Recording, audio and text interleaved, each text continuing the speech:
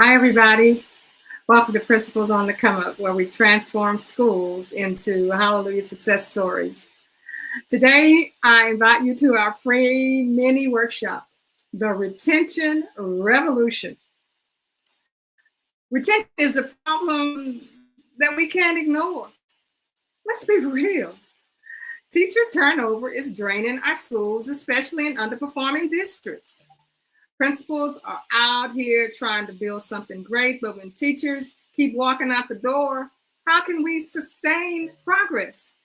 The hard truth: leadership is at the heart of the issue. That's the hard truth. The way we lead, how we listen, how we empower, and how we respond to our teachers determine whether teachers stay or whether they leave. And if we don't shift how we engage our staff, we're going to keep losing high-performing educators and falling into cycles of constant rebuilding. But here's the good news. There's a better way to lead, and one that prioritizes teacher agency. It fosters the kind of collaboration that we need, and it strengthens school culture so that when challenges come, your team stays committed.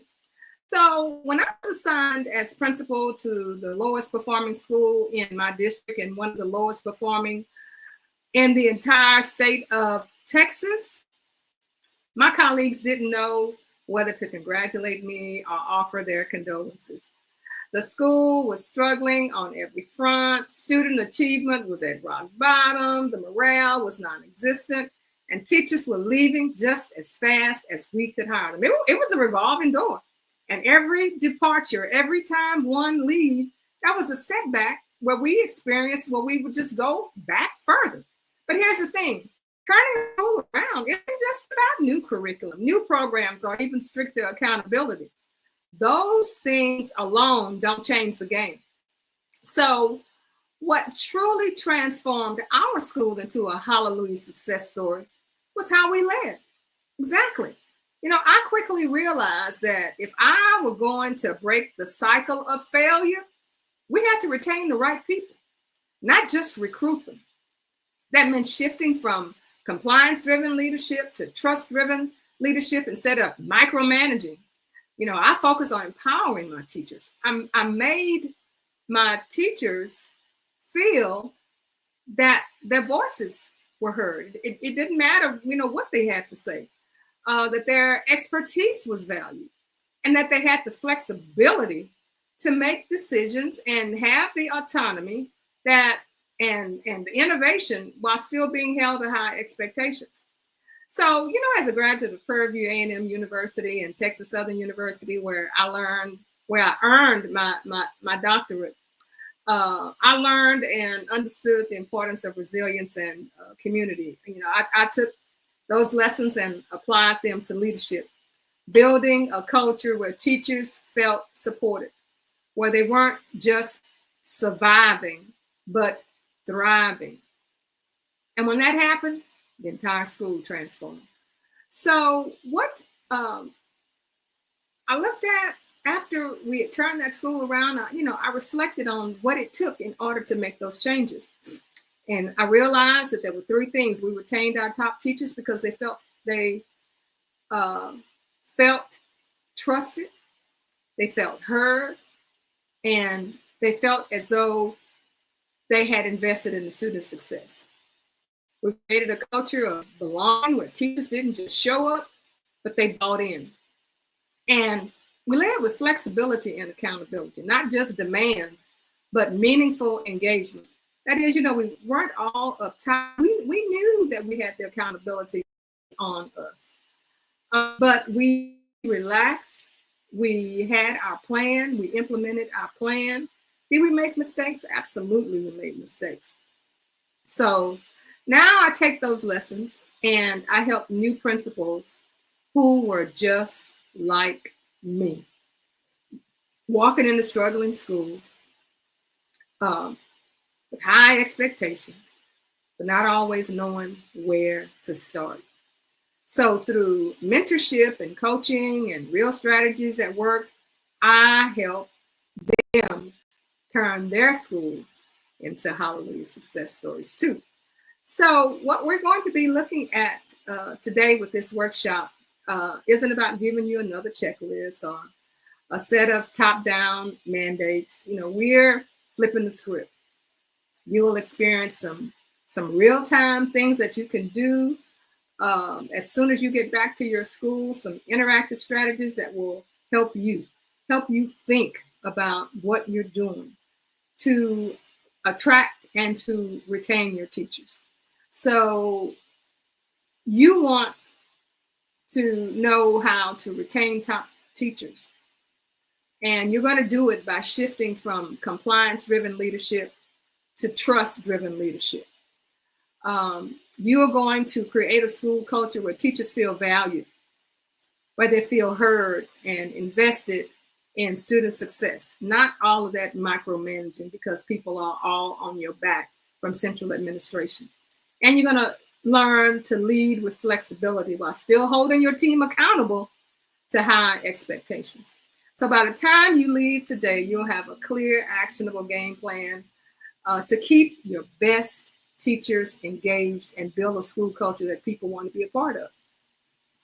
So I remember that when I started my school, that there were some things that I needed to look at. And the first thing is that I needed to look in the mirror and I need to identify some blind spots. So, the other day, I was talking to my husband and he was saying that he had gone from the house down the block and he had almost hit 3 vehicles at 3 different occasions. He said he didn't see them. He stopped at the stop sign. He did the crosswalk. And then when he got ready to make that turn, he didn't see that car that was in that left lane. It was his blind spot. He had done everything right, but there were just some things that he didn't see. If he would have had somebody in the car or in the truck with him, they could have said, like a coach or like a mentor, hold on, don't cross now. Let's wait a minute. You have to have somebody to help you, somebody to see your blind spot. So what we're going to do, we're going to do a leadership reflection map, and all of this is just going to be given to you. And we're going to be pinpointing today moments when you unintentionally push great teachers away, or you strengthen their commitment. So we're going to break down those experiences. We're going to identify these things, and we're going to strategize how you, as the principal, can shift retention efforts from reactionary to intentional. So here's the outcome. So by the end of the workshop, you are going to leave with 3 things: a retention action plan that you can implement immediately, strategies to build trust and collaboration with your team, and a mindset shift from mandates to meaningful engagement. So you say, well, how are we going to do all of that with a mini workshop? Watch me. We're going to get this done. So your school's success is going to depend on your teachers. You realize. I remember when I was first assigned to my low performing school, I realized that my teachers, they had the will, but they didn't have the skill. They wanted to do well, they just didn't know how. So I found this workshop that was going to help them, and I prepared my package and I presented it to my superintendent, my assistant superintendent, who was my supervisor.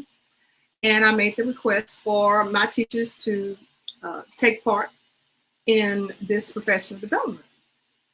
Well, the next day I received notice back that my request was denied. And, I'm new, I don't know what to do. Do I just take that and just try to come up with something else? I know my teachers need this. Am I going to just, defy my supervisor? Are they just going to send me packing because, I'm obstinate, but because I know I just have to do this. So I happened to be walking down the hallway, and one of my team leaders asked me, she said, well, did we get an approval on the professional development for our teachers? And I told her, I said, no, they denied it. They turned me down. And my teacher stood flat-footed, looked me in the eye, and she said, what are you going to do about it? Why? That's my teacher. And I understood that my school's success was going to depend on my teachers. And your teacher's decisions to stay depends on you. So I had to do something. So I called and I made an appointment with my supervisor, and I went in and I asked again to make this happen, make this professional development happen. And she told me that her answer was no, that she had met with the team, and the team had decided that my request was still no. So I could hear my teacher saying, so what are you going to do about it? So what are you going to do about it? So I asked to meet with the superintendent. And it just so happened the superintendent was available. He came in and we met with the superintendent, and I made my request again, and I said, Mr. Superintendent, my teachers need this professional development, and they need it in order for us to be able, for me to meet your mandate of turning the school around. So the superintendent told me, said, well, we have a policy in place now that we have an excessive amount of teacher absences, and we have decided that we are not going to be letting our teachers go to any professional development during the school day. If there's any professional development, it's going to have to be done, on Saturday, and they're not going to miss any school time. Again, I could hear my teacher's voice saying, so what are you going to do about it? So I told my superintendent, I said, I understand your mandate, Mr. Superintendent, but I also understand the mandate that you gave me when you assigned me to this underperforming school. Your mandate was turn that school around. And the last time I checked, my school is the lowest performing school in this district. So that means that mandate of no professional development during the week does not apply to me. Oh my goodness. Yeah, I did it. Because I could hear my teacher saying, so what are you going to do about it? Well, he said, well, let me think about it, and then we'll go back with it. So, I got my little stuff together, and I walked on out the door, got on the elevator. I said, well, I guess by the time I get to school, I'm going to have an email in my inbox saying you can just pack your stuff and get the heck up out of here.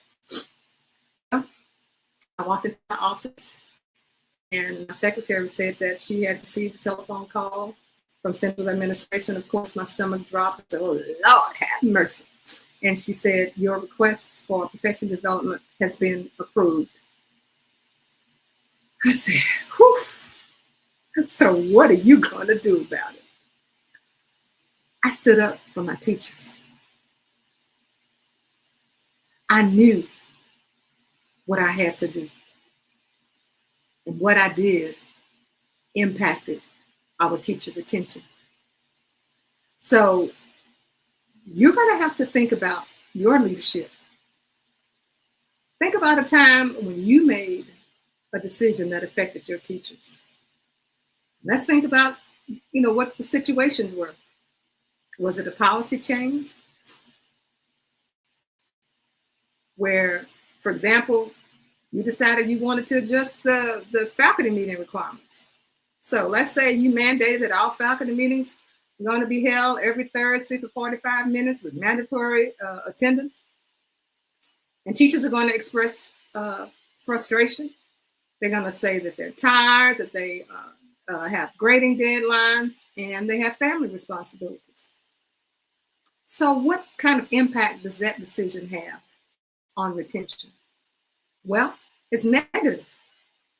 Micromanaged and undervalued, it's leading to an increased attrition. You could take that change that you want to make, and you can have a positive alternative. You can shift to a flexible meeting model where you can incorporate asynchronous discussion, shorter in-person meetings, and teacher-led sessions to empower the staff. Let's say you come up with another new initiative. Maybe you want to implement a teacher coaching program. So here's a scenario. You launch a peer coaching program where you want to have your experienced teachers with your new staff. So instead of the traditional top-down evaluations, this initiative fosters collaboration and professional growth. So, that's pretty good. So how is that going to impact your retention? Well, it will probably make the teachers feel supported and valued, and it's going to lead to their increased job satisfaction and the culture of sharing. But remember, you can have a potential pitfall if you don't structure that well, where you're pairing mentors and mentees randomly without considering personalities and teaching styles. And by doing something like that, if you're not careful, it could lead to frustration rather than growth. You see the direction that I'm heading? Or let's say you have an instruction shift. This instructional shift has nothing to do with you. This was something that was told to you by central administration, and you have to implement it. Let's say it's moving to standards-based grading. You have nothing to do with that. And here's a scenario. The school transitions from traditional grading, the A to F based on averages, to the standards-based grading, and where students are assessed on their mastery rather than compliance with deadlines. So some teachers, of course, are going to resist the change. They're going to feel like it's removing the accountability from the students. So how is that going to impact your retention? Well, it's going to be negative, and it can be if it's poorly implemented. This is not something that you decide. This is something that came from central administration. Teachers feel the change was forced on them without an input. And this is going to lead to their resentment and potential turnover. But if you can take that as soon as you find out about it, take it to the teachers. Do your research. Make sure you understand the reasoning behind this change. Get your teachers engaged. Provide some training. Allow some flexibility in implementing this. So teachers feel their expertise is valued rather than just being dismissed. Those are the kinds of things that impact your teacher resistance. So let's think about you and the things that you do that impact your teacher retention. So when you do make a change or you are requesting something different, what's the teacher's reaction? Is there excitement? Is there resistance? Or is there indifference? You have to look in the mirror. You have to look for the blind spots. Did what you come up, did it improve teacher morale, or did it cause frustration? You're going to have to determine what leadership approach you use to cause this, these different feelings, these things that are going to impact whether teachers are going to stay or whether they're going to walk out the door. You have some options. And the first is that with your leadership approach, it could be a directive type of leadership. And this is when this is non-negotiable. But you can work on it to where people understand how important this non-negotiable is. The other type of leadership approach that you can have is collaborative, where you have a mandate, but you say, let's figure this out together. Or another leadership approach, it could be flexible. And you can make adjustments as needed, as long as outcomes remain strong. So think about the outcome of, what you are asking teachers to do. Did teachers buy in, or did they push back? Was teacher engagement and retention strengthened, or was it weakened? Or what can you do differently? Don't sit there stuck. What questions should have been asked before the decision was made? I know it's your school. I know it's your name on that door that says principal. But if teachers are constantly walking out that door, you are going to be left stuck. You cannot believe that things are going to change if you don't do things differently. What stakeholders should have been involved? How could trust have strengthened the decisions that you made? So you're looking in the mirror, you're looking at your blind spots. And these are the things that it's going to take to retain your good teachers, to attract good teachers.